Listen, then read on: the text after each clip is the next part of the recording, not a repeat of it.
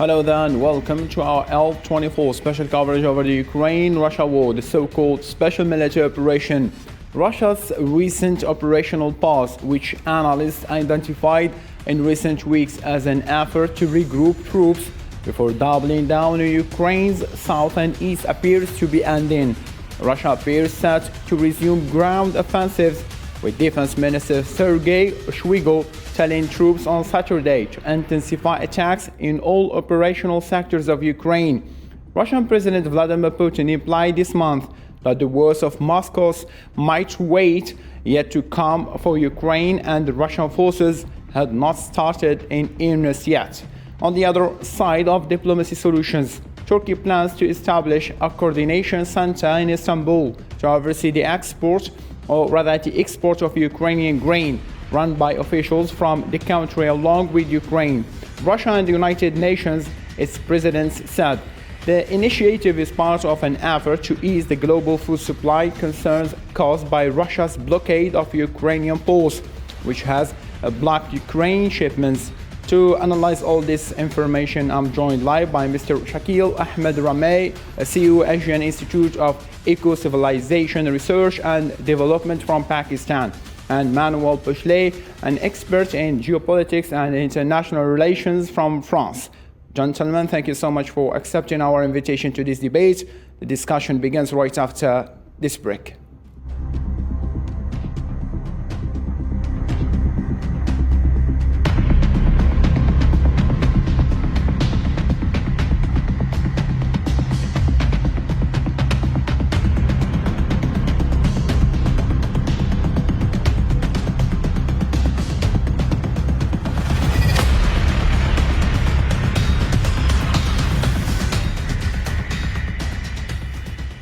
Before we delve into our discussion, let's start with this information. Russian forces have launched another series of airstrikes on Ukraine, and 6 people at least have been killed.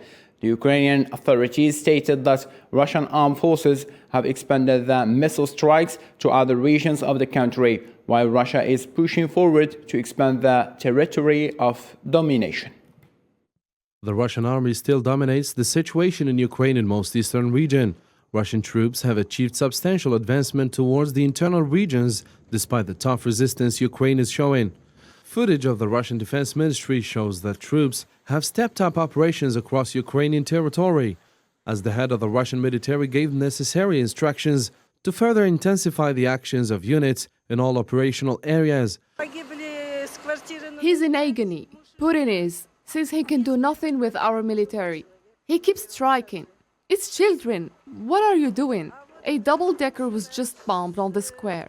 I don't know. This is terrible. Terrible. He must have no heart. At least 3 civilians were killed and 3 more were injured in a Russian rocket strike on the northern Ukrainian city of Chuiv in the early hours of Saturday. Elsewhere in the town, rockets also landed at an elementary school and a building materials store. However, no victims were reported. In Kharkiv, 3 people were killed during a missile strike on a village, destroying 2 buildings and damaging a local hospital. This war isn't like anything else. When rockets rain on sleeping people at 3 a.m. and not even shells, rockets, and no one can understand what to do with it. Ukraine's Interior Ministry stated on Friday that Russian forces have conducted more than 17,000 strikes on civilian targets during the war, killing thousands of fighters and civilians and driving millions from their homes. Mr. Puchelet, since you are in Europe, I will be starting with you. It's clearly seen that the main focus of the battle in Ukraine now is the eastern part of the country, and Russia is also putting more power over the southern side as well. Russian troops are claiming taking full control of all the regions over there, but Ukraine keep denying. So what is close to be true? And don't you think that the war is taking another phase? It's a war of the whole continent right now. Yes, sir. I think that today the Ukraine war has started a new phase.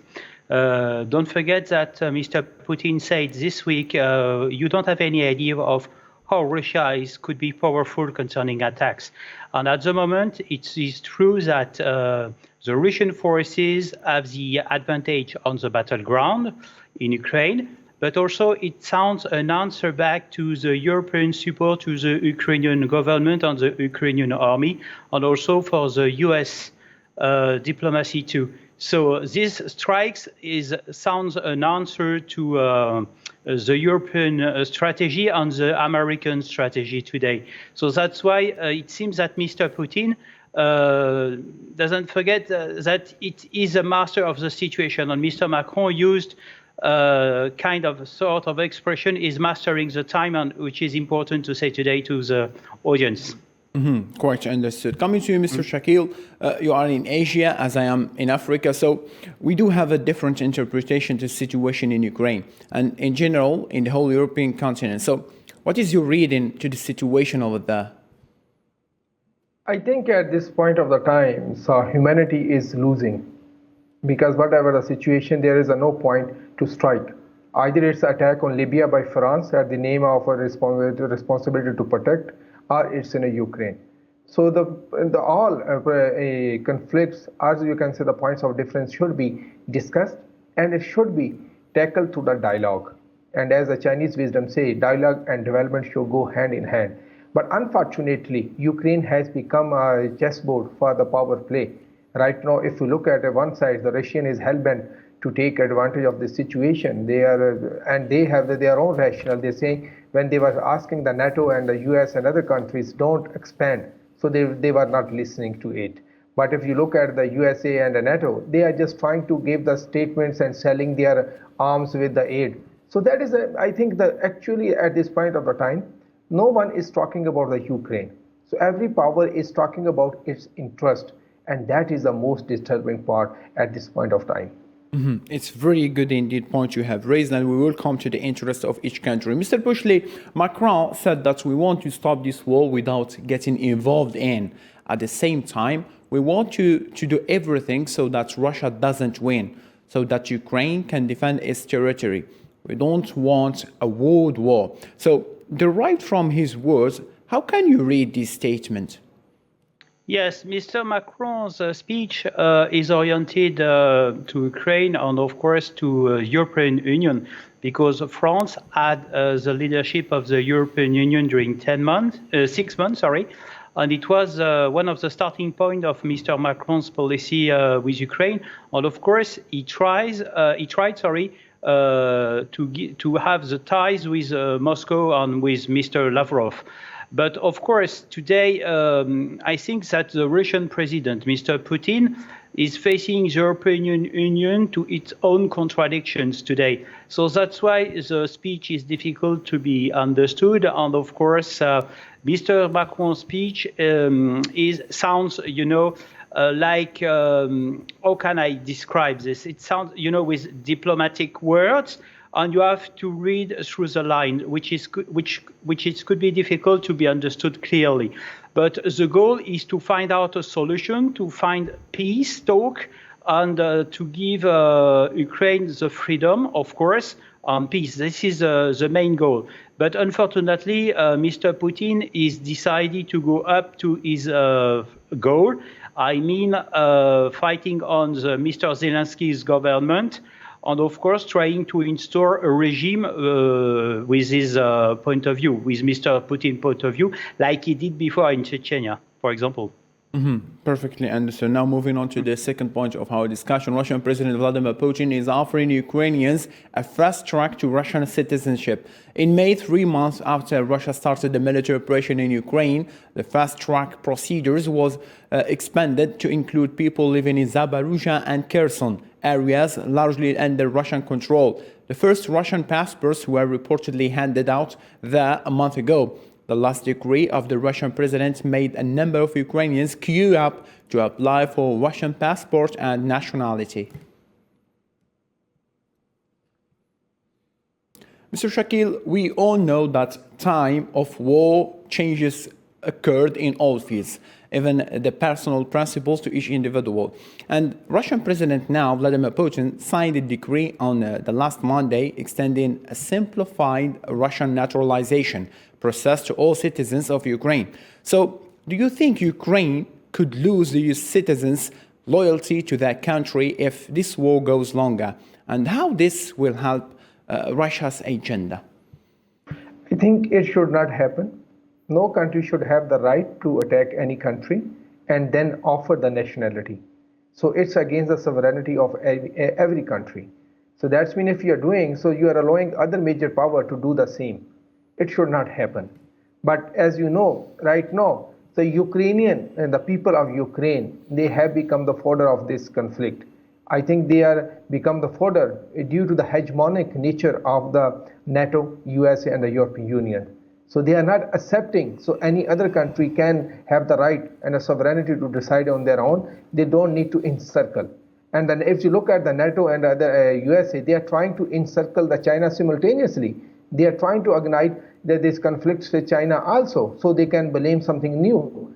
So I think the basic of this problem is the hegemonic behavior and attitude of NATO and USA, which is causing so much pain for the people of the Ukraine. I think if they really care about the Ukraine, they should listen to the people, so what they want. If they want to live in the peaceful coexistence with all the regional countries, and they want to look for the economic opportunities. If you look before this conflict, if you look at investment from China, so many companies were coming from the billions of dollars on the port, on the railway, and a land bridge. They were about to complete. So they need that. They don't need to be act as a chessboard among the power players.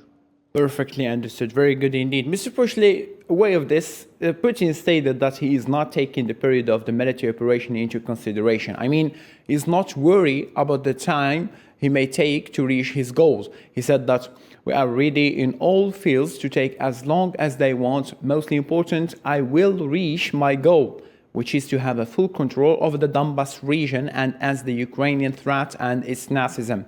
Don't you think this is a very wise words in terms of strategic politics to show his enemies that I am winning the war and I don't care about your actions? Yes, we can say that. But concerning Mr. Putin, as a former military expert, I can say that the population is never neutral. He can only do that in the eastern region of Ukraine, of course. He won't be able to manage a situation in the other part of Ukraine where the population is against Russia.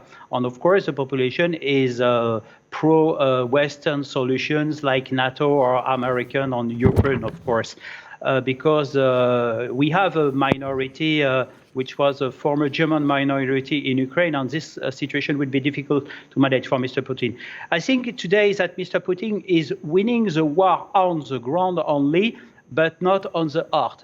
If I would like to reuse an expression used by General Petraeus in Afghanistan, the goal is to win also the war of hearts, which is very difficult. And at the moment, only the eastern part of Ukraine can do this, not other Ukraine. And don't forget that Ukraine is a quite large country. Same with you, Mr. Pushley. As a European, don't you think that this war in Ukraine is harmful only for Europe, and US is only pushing the escalation forward? And this war, it serves United States' cause, which is first, creating a united front against military rival Russia, and secondly, to weaken the EU economy, which is also a competitor to US economy. Two birds with one stone. In this way, now we can see that the euro is less than $1. Yes, of course, this war has a deep impact on the European Union economy. And it sounds that it's a kind of a strategy done by Washington against the European Union. But we have to remind that America always push up European Union to build up strategy and its military strategy. Because before that, European Union has the advantage of NATO solutions. And it's time for European Union to have its own defense system. But of course, Washington is very pleased of the situation because it makes a lot of money with weaponry selling, and it's good news for the American weaponry industry, in fact. So, of course, the high volatility in Europe is coming back after, for example, the conflict in former Yugoslavia, which is at the scale of the story, which is very short, in fact. Understood. Now, moving on, the White House said it believes Russia is turning to Iran to provide it with hundreds of unnamed vehicles, including weapons-capable drones, for use in the ongoing invasion of Ukraine. U.S. National Security Advisor Jake Sullivan said that it was unclear whether Iran had already provided any of the unnamed systems to Russia, but said that the U.S. has information that indicates Iran is preparing to train Russian forces to use them as soon as this month. Our information further indicates that Iran is preparing to train Russian forces to use these UAVs, with initial training sessions slated to begin as soon as early July. It's unclear whether Iran has delivered any of these UAVs to Russia already, but this is just one example of how Russia is looking to countries like Iran for capabilities that are also being used, I might add. Opening the file of Iran, Mr. Shakil, Iranian media react to U.S. President Joe Biden's regional tour, as one website said that the main objective of the visit is to create an anti-Iranian coalition. What is your interpretation to this letter, and how can Iran react to this U.S. move? I think USA is trying to do everything which benefit to them. Either it's a European Union, or it's a Middle East, or it's a North Africa. So they are a MENA region actually, so Middle East and the North Africa. They're trying to use every space they can get. Their ultimate objective is to encircle China. And for that purpose, they feel, so it is good if they can also agitate or ignite Iran to some extent, so they can, so Iran can also be trapped in some sort of, you can say, the conflict with any regional countries or some other country. So they're trying to do that. And other thing is that, so they are trying to ignite Iran, and I don't think so Iran need to be the overreactive, because it will not happen so soon. If they will be overreactive, that means they will be playing in the hands of the USA, because that's what objective USA want. So they want to ignite Iran, and they want them to commit mistake, so where they can capitalize later on. So I think so Iran don't need to be overreactive.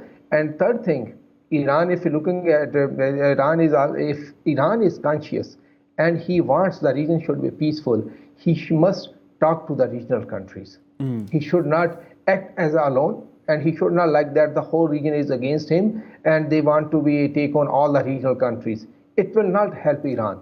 If Iran is serious about peace, and if Iran is serious about, so there should not be new conflict, Iran should try to talk to the regional countries. And as there is a good news that Saudi Arabia and Iran are talking to each other on some roadmap, I think they should intensify their talk and come up with some conclusion.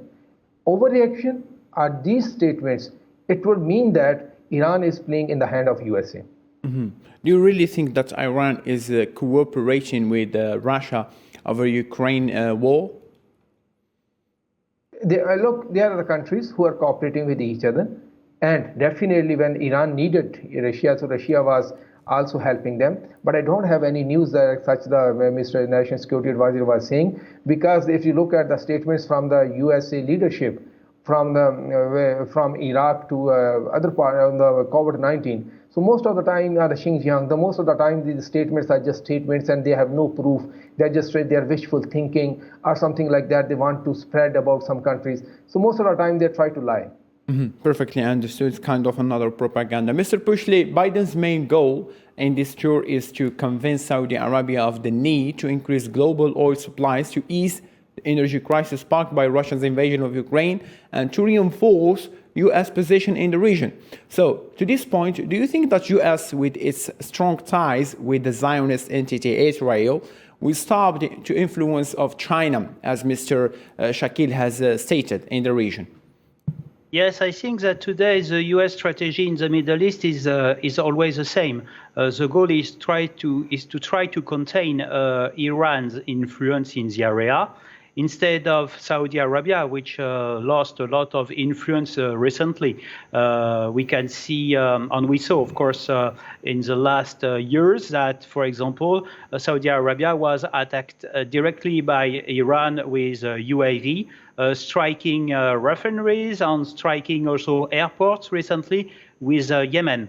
And today, the goal for USA and Mr. Biden's visit in the area, in fact, is always visiting the same actors, Israel, Saudi Arabia, and of course, in Saudi Arabia, the goal is to try to reinforce the links with Saudi Arabia because Mr. Biden was against Crown Prince Mohammed bin Salman, and today he's trying to reinforce the ties with Saudi Arabia because Crown Prince Mohammed bin Salman disagrees with Mr. Biden's policy in the area. Of course, Mr. Biden has an heritage from Mr. Trump and Mr. Obama foreign policy in the area, and of course, USA are trying to maintain a presence and influence, which is the goal of the region is to try to find out own solutions to fight against USA presence and immigration, of course. Don't forget that we have a new plan, 2030 plan from Mohammed bin Salman concerning Saudi Arabia, which is in fact embraces all of the Middle East area. And of course, the main goal is to try to fight on Iran's influence, but I think considering the situation at the moment, it is a big mistake from the USA. They have to take into account that Middle East is a big and wide region, and your relations with one of the other countries has a deep impact on your relation on other countries, of course. Mr. Shakil, this is out of the list of my questions, but do you think that Western leaders play a role in taking out Imran Khan, Prime Minister of Pakistan, because he aided Russia and he visited Russia before this military operation has been launched? Pakistan is trying to build its relationship with Russia for a long time. If you look from the 2008 and onwards, so our leadership, they were in a close contact. Our army leadership, our political leadership, they were visiting frequently to Russia. They were going there, and they were also meeting on different occasions. So it's a political narrative. Most of the people in Pakistan believe it's a political narrative. Just he want to hide his performance on economic performance on the economic front. But I want to say one thing about the question you ask my respective panelists about the oil production. I think now the USA is being caught between a very interesting situation. If USA let the prices go up, so beneficiary would be Russia. If the prices are lower, so beneficiary would be China. So first time they have a difficult choice to make. So let's see so how the things goes on.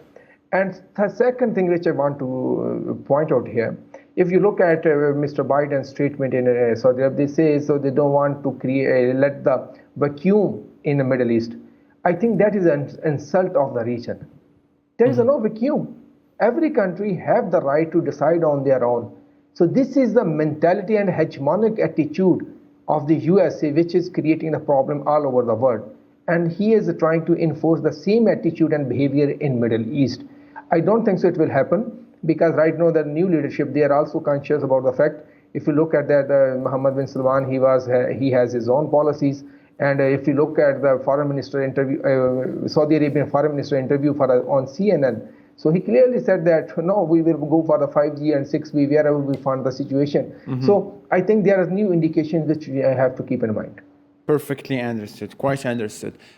Moving on to another point, Russia and Ukraine made progress on Wednesday during a meeting of military experts in Istanbul on the thorny issue of blocking grain exports from Ukraine ports, with Turkey announcing further talks on the subject next week.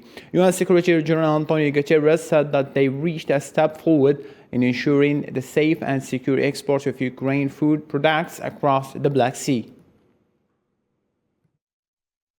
Bunlar arasında İstanbul'da Among the issues agreed was the establishment of a joint coordination center in Istanbul and a joint port entry and exit controls. We were pleased to see agreement on a number of technical issues, including ensuring the safety of navigation routes for grain vessels. The success of this story is necessary not only for our state, but also, without exaggeration, for the whole world. If it is possible to eliminate the Russian threat to Black Sea shipping, this will elevate the seriousness of the global food crisis. The Ukrainian delegation has informed me that there has been progress. We will agree the details with the UN Secretary General in the upcoming days. Mr. Pushley, reports said that the world was already witnessing the food crisis in several countries, especially the African ones, due to the severe drought and economic crisis. So why would Ukraine and the West pointing finger to Russia as the main reason for the food crisis and grain shortages? Yes, in fact, the grain shortages is a big challenge for countries like in Maghreb and also mainly in Africa. And a few weeks ago, Mr. Putin received the African Union representative, Mr. Macky Sall, the president of Senegal, and Mr. Putin said he will provide support with grain to African countries and other countries, of course. And what I am very happy to say today is that the Turkish president, Mr. Erdogan, say is going to have an important and a significant role play in this crisis. And today we have this kind of demonstration that Mr. Erdogan's speech is working today. We have negotiations on grains, and maybe I hope that we will have in the coming months maybe peace talk, which is a real bet for Turkey, which is seeking a new play in this area. Mm-hmm. Quite understood. Mr. Shakil, you are an economist, and Luca Russo, who works as an analyst for food crisis within the Food and Agriculture Organization of the United Nations, he said that we need to clarify that today there is no global food shortage. Food is available. To give you a number, each year the world produces about 708 million metric tons of wheat, and the shortage for this year is only 3 million. So how is the Ukraine crisis threatening the food supply? I think the food, the chunk of the wheat is coming from Ukraine and Russia. So they are also one of the major players in the production of the wheat. But again, the problem is that how to supply that. And when the US is coming forward, they are saying, so we will be providing the grain. So at what terms and what price? That will determine their intentions. Either they want to make money off this crisis, or they want to help the people in this crisis. One thing, and second thing, for food, as this development in Turkey, that is a very helpful. I think there should be seriousness among all the countries. They should work together. At least the people should not die from the hunger due to the food shortage, due to this conflict. And I don't think so. Russian president would like it, because he also sees it like that as an opportunity to build his image, like that he cared for the humans and he cared about the food security and everything. Mm-hmm. Perfect. Mr. Pushley, you are in France, and France is a NATO member. Don't you think that, as Putin claimed, NATO, or rather between brackets US, are leading this war against Russia in order to just clarify their interest and to kind of invade Russia's energy, oil and the gas and everything? He said that this is Russia, not Libya, not Iran, not another country, and we will defend our national security with all what we have. So the question is are the NATO members just following the orders of US, or they are really having their main orders? In fact, at the moment, NATO is managed by USA. So the European Union is from now too weak to have its own strategy because the European defense system doesn't exist, even if it's a very old project started in 1992. But I can consider that even if France is a member of NATO, we have to remind the sentence of Mr. Macron concerning NATO, and it was a dead organization, he said.